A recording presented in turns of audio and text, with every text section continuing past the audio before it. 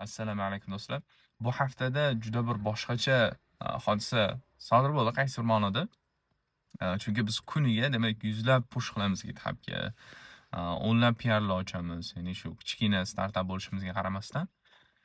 A, Shu ya'ni haftani boshida bizada cloud subscription to'xtab qoldi. Ya'ni buni sababi shu, ya'ni kompaniyadagi demak ba'zi bir enterprise bo'yicha ya'ni muammolar.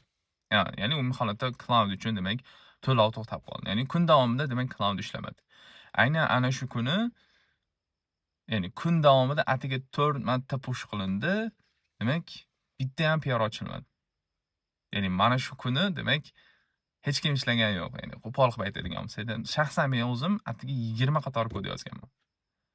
Nimaga deydigan bo'lsak, biz detal holatda uje chiqib ketdik, ya'ni dasturlashdan. Agar detal holatga yozishga keladigan bo'lsak, bu juda ko'p vaqt oladi. Nimaga? Demak, atigi kunida 4 marta push qilingan, 20 qatorcha kod yozilgan. Ya'ni buni sababi hamma narsa qaysidir holatda cloudga juda suyanilganligidan kelib chiqadi.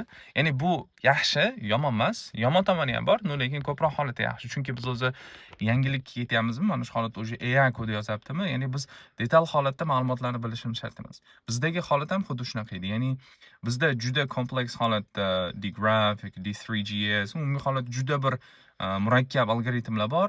Ya'ni bularning hammasi AI orqali yozilgan.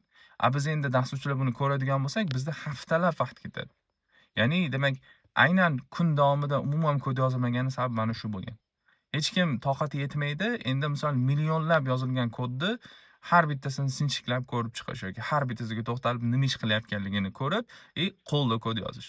Aynan mana shu demak muammoli bo'lgani uchun qaysidir ma'noda dangasalik desak bo'ladi. Mana shuning uchun demak kun davomida umuman kod